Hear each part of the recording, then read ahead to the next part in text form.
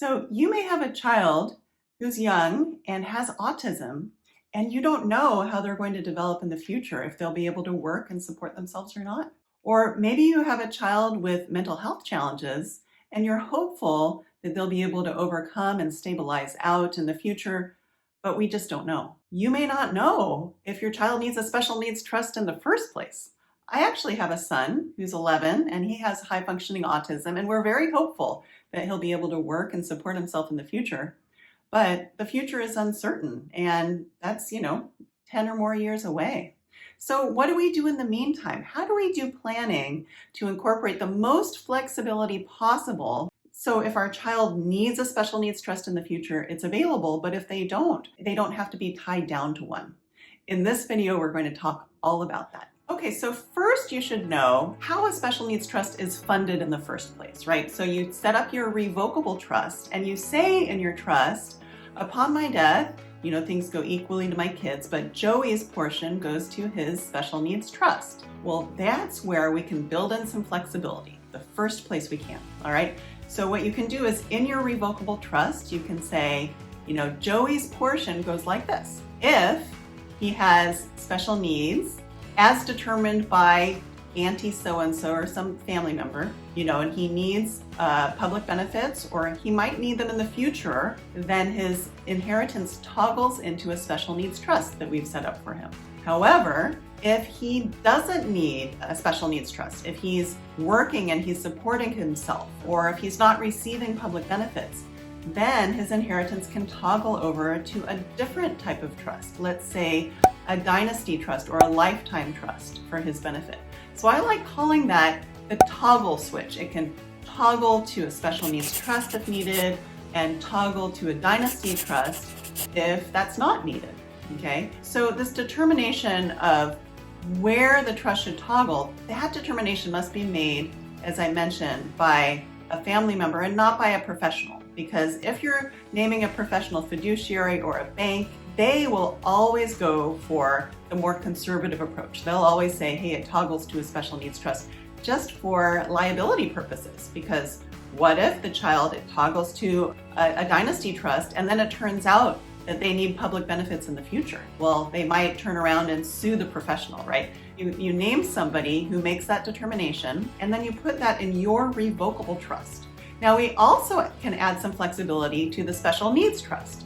So once the trust is funded, once you die and Joey's money goes into a special needs trust, then we can say, all right, Joey, this is your special needs trust, but if you're able to work and support yourself for a certain period of time, let's say 2 or 3 years, and you can get health insurance based on that work record. Now, I'm hopeful that someday the US will figure out how to provide health insurance to everybody and it won't be tied to your work record, but we're not there yet, okay? So if Joey doesn't need health insurance through the government because he's able to work and support himself, then this other person, not the trustee usually, well, it can be the trustee if that's an individual, but some family member or friend can make the determination, look, the special needs trust can terminate and the rest of the money can go into a different type of trust, like a lifetime trust. So we call that early termination of the trust.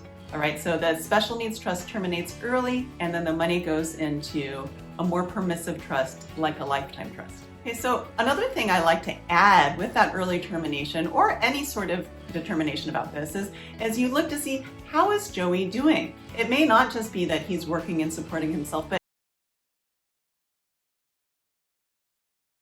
to manage his money. Is he working commensurate with his abilities? Is he free from, drug abuse or other addictions? How is he really doing in life? And that can also be weighed into the determination of what type of trust Joey should have, or even if it goes to a dynasty trust, can Joey manage it himself, right? You can use those factors to see how responsible is Joey and is he able to manage things himself. Okay, another layer of flexibility I love building in is I like saying in the special needs trust that the trustee has the power to distribute money to an ABLE account every year. So right now I have 3 really good videos on ABLE accounts. So you should go and watch them when you're done with this one, okay? But the trustee can distribute the money to an ABLE account. And depending on how you set up the ABLE account, you can actually have the beneficiary, if they have enough capacity themselves, you can have them managing their own ABLE account. So that gives the beneficiary, so if they're receiving an income stream like SSI or SSDI, the disabled person can manage that money. That can be their spending money. And they can also manage the money in the ABLE account. Now, you don't have to give them the power to manage the money themselves. It can be somebody else set up as the payee, the person managing the ABLE account. But that's one way to make the trust a little bit more flexible, to give the beneficiary a little bit more cash so it doesn't seem really locked up for them. Hey everyone! If you like my mom's video, like and subscribe.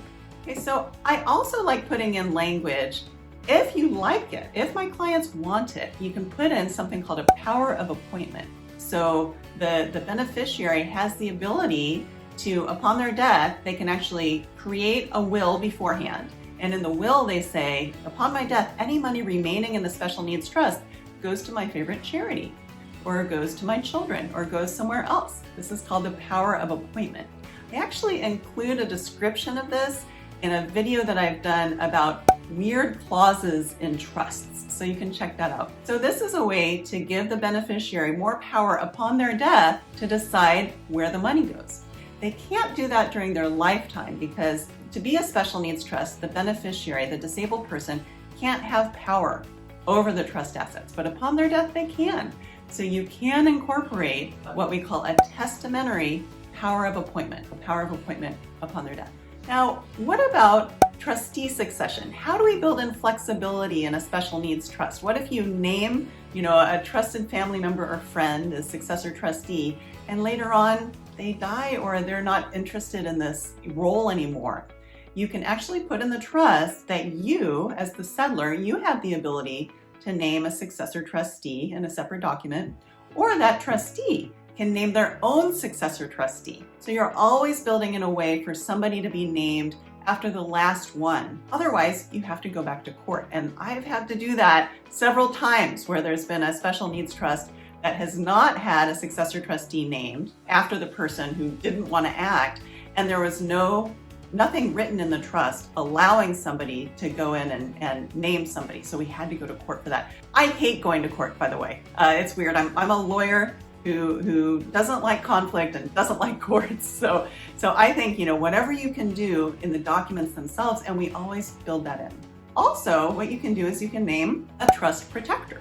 Okay, so this is somebody who's not the successor trustee, but maybe it's a family member or a friend. Maybe it's the sibling of the disabled person, and they can remove and replace the successor trustee. You don't have to go to court. You don't have to try to amend the trust. Special needs trusts are irrevocable, so you're not supposed to revoke or amend them. But this can be done outside of the trust document where the trust protector says, hey buddy, hey trustee, you're out of here. I don't like the way you've been doing things. Or they can just encourage the trustee to resign, and then the trust protector can name a new trustee. Now I have a video called Trustees and Trust Protectors, so you can watch that video to see what is the difference between a trustee and a trust protector and how might you want to build that in. So as you can see, special needs trusts, they should be living and breathing documents just like your estate plan should be. I suggest to my clients that you come in every 3 to 5 years just as a check-in.